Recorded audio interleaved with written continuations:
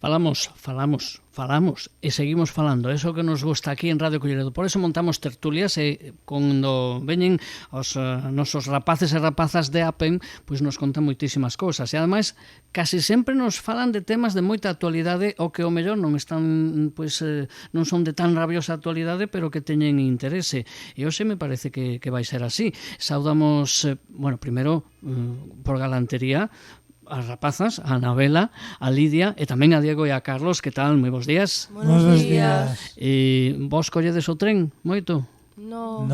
Non? Porque non vos gusta, ou porque despois dos últimos accidentes non vos atrevedes, porque creo que a crise ferroviaria me parece que é o tema que imos falar hoxe, non? Sí. A ver, quen empeza?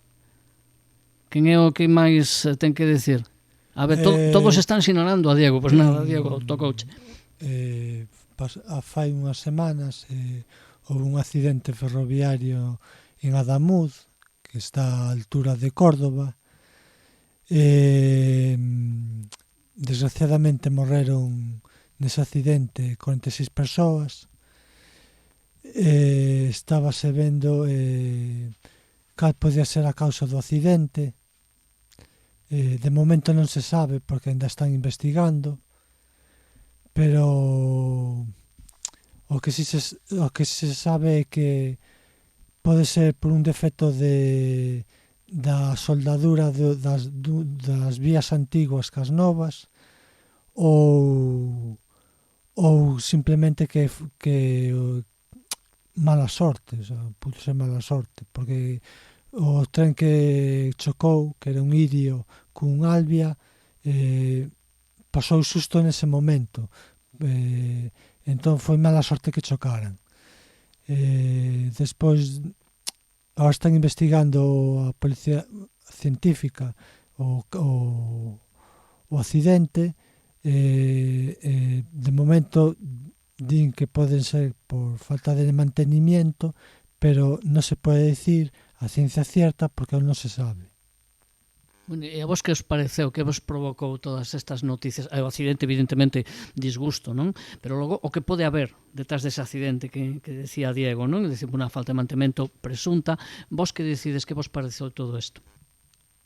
Bueno, a min pareceme como que 46 persoas mortas nun accidente é unha tragedia moi grande, non? E ter que tomar decisións a raíz destes sucesos, pois me parece un pouco unha tristeza para comenzar unha serie de protocolos que en unha vía tan extensa ferroviaria como temos nós, que é a segunda en recorridos de trens de alta velocidade despois de China, pois pareceme algo, pois non sei, me atasco un pouco a hora de falar destas cousas. Creo que as cousas, despois de todo, un protocolo de información e de postas en marcha de medidas, pois se está levando adiante dunha forma máis ou menos correcta. O ministro vai dando explicacións de todo tipo sobre o acontecido no accidente, que todo apunta a rotura dun raíl. Non se sabe se por falta de mantenimento, por un fallo da soldadura, e que son unha serie de circunstancias que provocan uns feitos que, bueno, pouco a pouco analizaremos na charla e que iremos vendo a donde nos levan. Dicía meu compañeiro que parecelle moi grave que teñan que morrer 46 persoas para que tomemos medidas.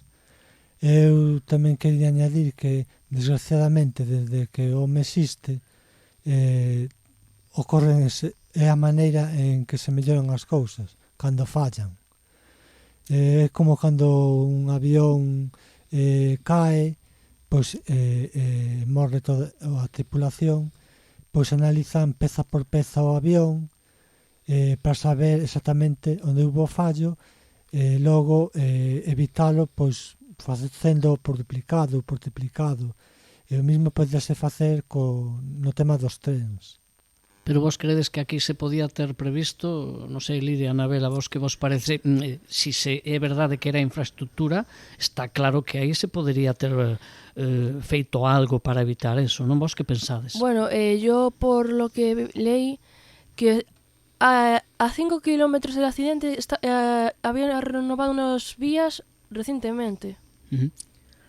Eu creo que é como nas autopistas ou nas carreteras, que se vai arreglando pouco a pouco a carretera, vai por tramos, pois a vía é igual, ten que se arreglar por tramos según se vaya conocendo o estado do raíl, non?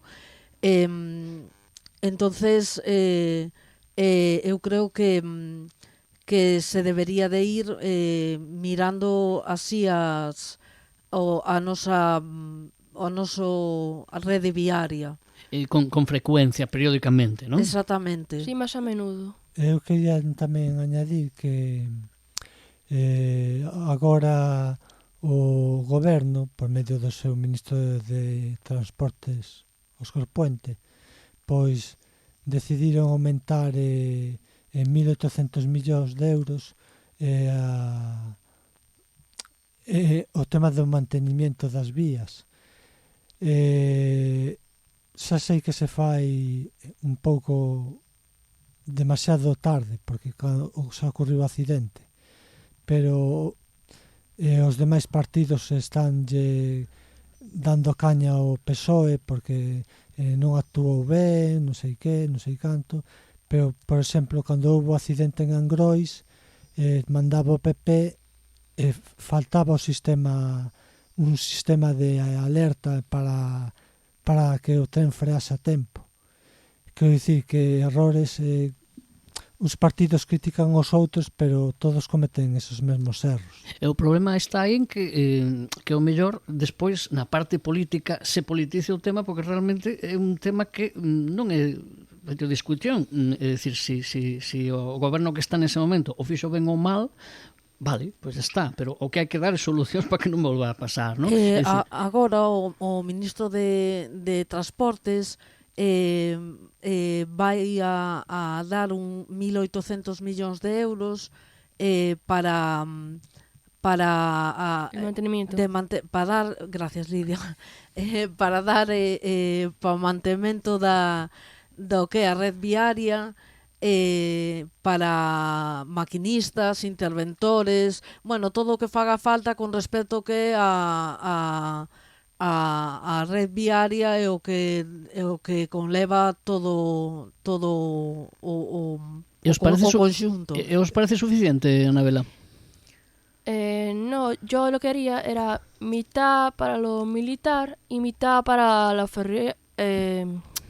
para los trenes. No, o que quería decir Lidia é que se debería dos gastos militares que ten o 2%. Do 2% que ten España, pois dividir 1 millón de euros ir para as infraestructuras de Renfe, por exemplo, da Adif, e outro 1 millón de euros pois para armamento. Sí. E así, pois que non se tiveran que quitar pois dos nosos impostos, por exemplo. Pero se quitamos de armamento, ben trame nos riñe. Bueno, tran que lle den un pouco por saco.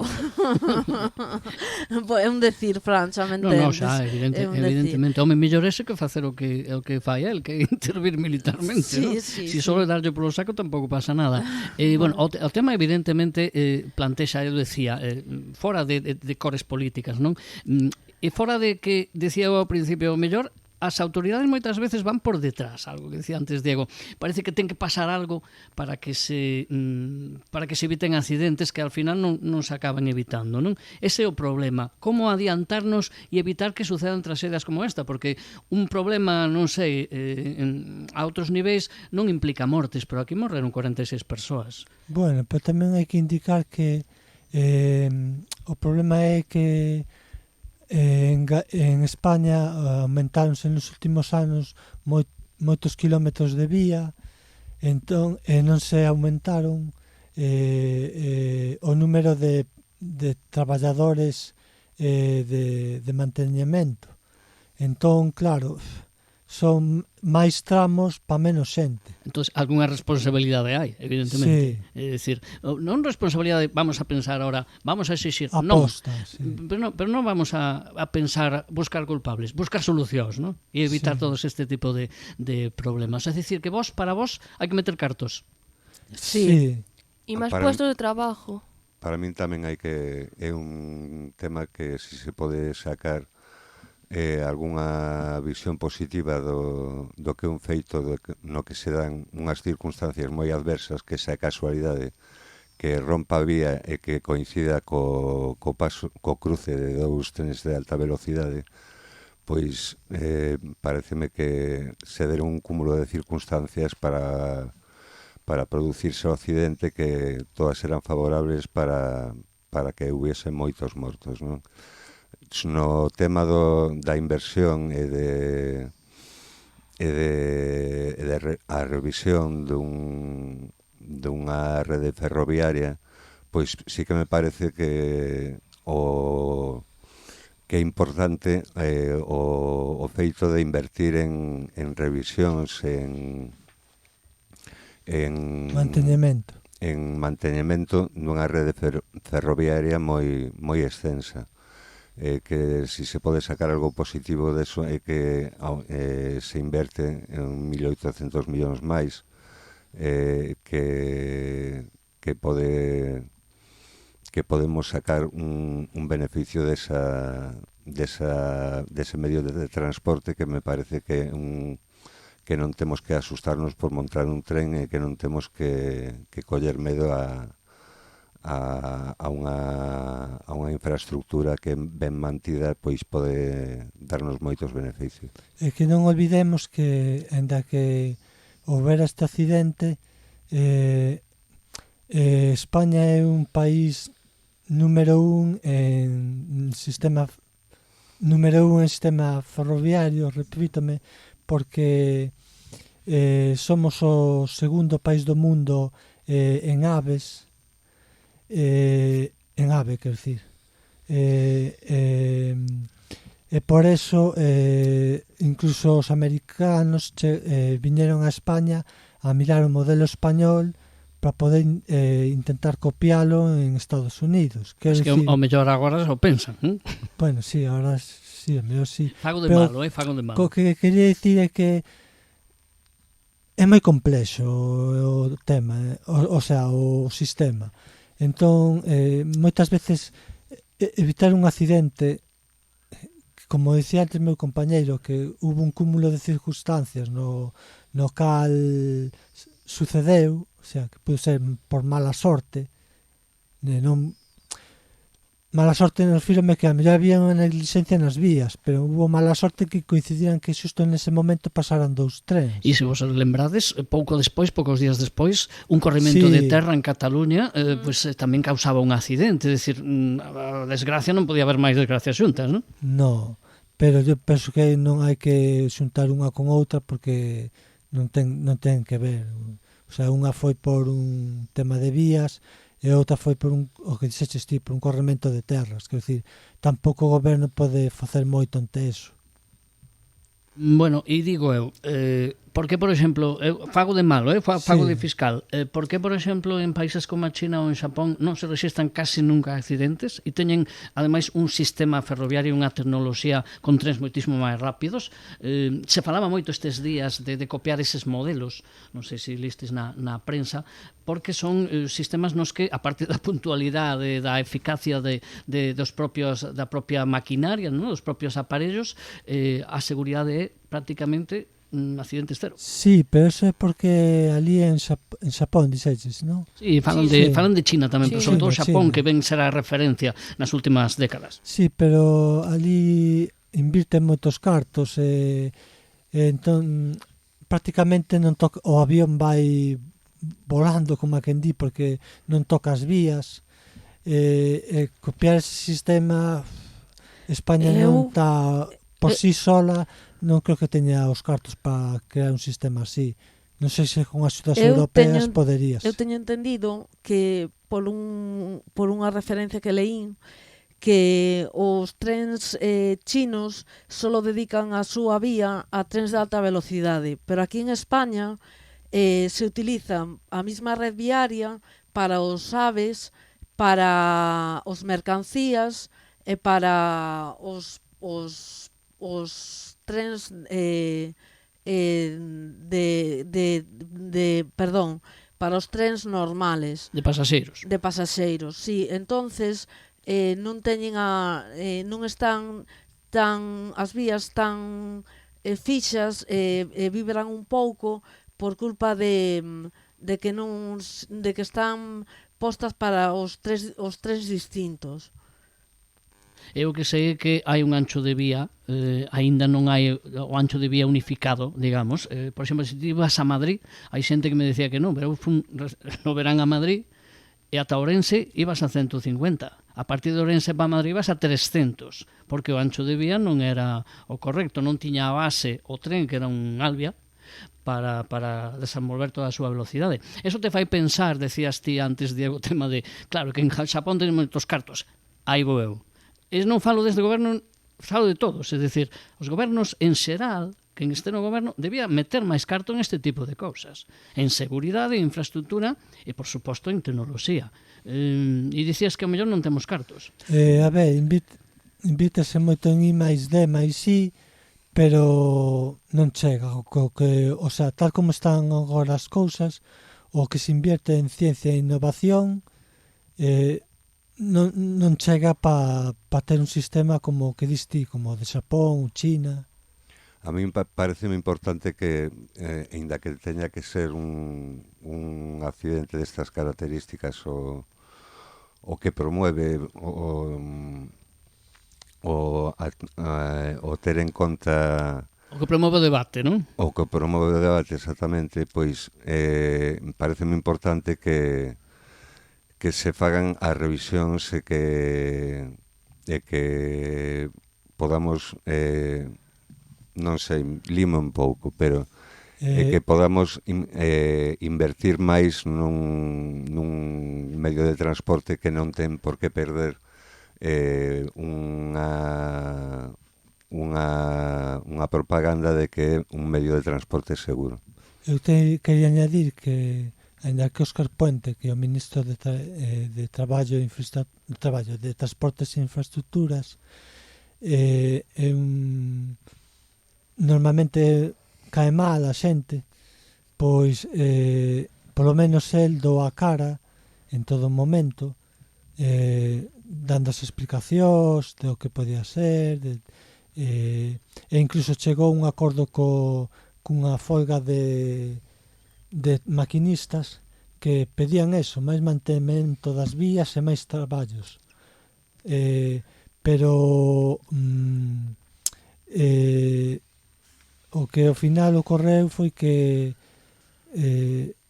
Óscar Puente aportou 1.800 millóns. Bueno, Óscar Puente non. Bueno, él non. Porque se aportou 1.800 millóns que nos deixan uns poucos a nós tamén. No.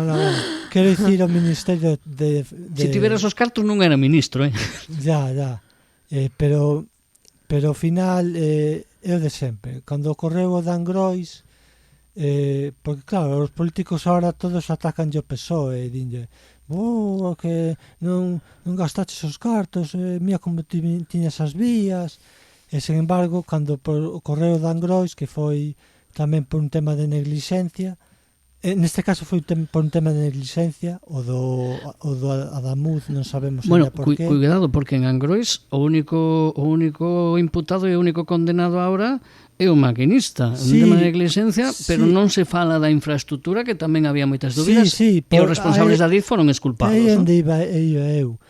Tiña que ter un sistema de freado automático europeo que non tiña, pero ao final... O que polo menos non funcionaba. Non funcionaba, e mandaba o PP daquela.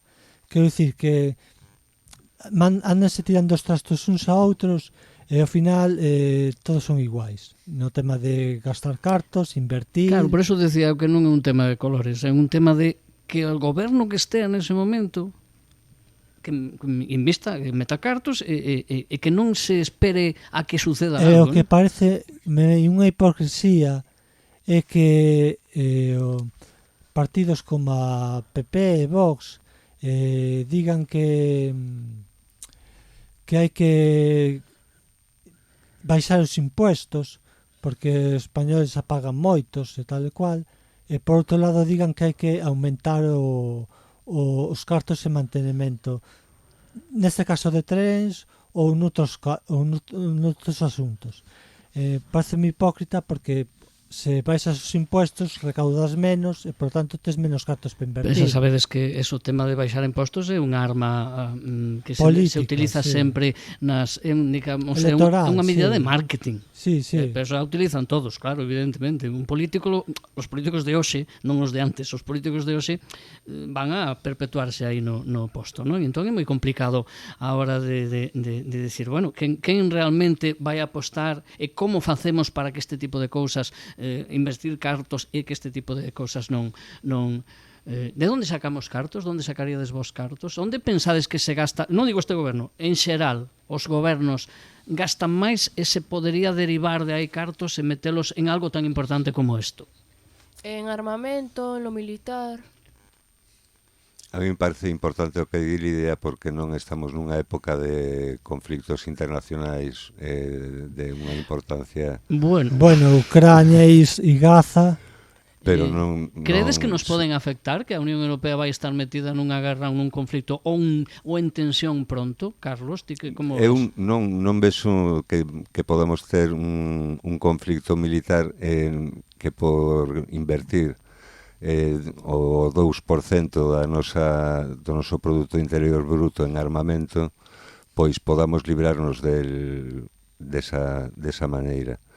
É unha obrigación que nos impón un país que se dedica a vender armas e que evidentemente convenlle a él pois o gasto militar e o consumo de armamento por parte dos países europeos neste caso. Yo, por ejemplo, vi que en 2023 dijeron que que detectaron miles de fallos en las vías y los que van ahí, los que conducen el tren, los maquinistas también notaron que había esos ruidos que vibraba. Y que no hicieron nada en 3 años. É dicir que se hai vixiancia e se fai caso, isto se pode evitar. Pero para iso ten que haber persoal que vexa eso, porque os maquinistas queixábanse de eso, de que eles notaban, pero a quen lle reclaman se non hai ningún traballador cerca? Ya, pero en 3 años... Ya, non estou esculpando o goberno. Ya. Os administradores, neste caso, porque decimos goberno, parece que le echamos a culpa ao político de turno. O que é responsable nese momento, que neste caso é o goberno, o ministerio. Bueno, tema de difícil solución, eso quere dicir todo isto, que vos pensades que o tren é máis inseguro en España? No. Vos colleríades o tren? Eu sí tamén. Por exemplo, estes días, se hai que ir a Santiago, estes días que na comarca imos quedar sin bus, porque están tamén os traballadores e traballadoras de conflicto. Vos colleríades, por exemplo, mañá o tren para ir a Vigo? Eu sí. Sin ningún problema. Ainda que a DIF, se corta o tren, vos diga que non hai bus alternativo, como pasado o venres, que eso tamén é outra historia, non? E iso afonda un poquinho máis nesa crise e nesa imaxe que para os cidadáns ten neste momento a situación, non? Que parece que a infraestructura e o servizo, sobre todo, que non funciona moi ben. A vos a idea que sí, non? Sobre todo vexo moito en estudiantes que teñen que ir a Santiago todos os días, ou já hai unha folga de tren, ou já hai unha folga de autobuses, e ao final teñen que arreglárselas como poidan, pagando un taxi entre varios, ou tal, porque non teñen outro medio para ir a estudiar. O directamente non poden ir a estudiar. Ya. E non se pode teleestudiar. Bueno, se pode teleestudiar, pero ás veces... A veces non é posible. Claro. Pero hoxe en día, con a tecnoloxía que hai, dar clase por internet se pode facer perfectamente, A min iso pareceme que recalca a importancia de ter unha vía ferroviaria segura e de ter un invertimento eficiente para asegurar un medio de transporte seguro e fiable. Bueno, pois, en canto marchemos daqui, collemos todos o tren e vamos por aí.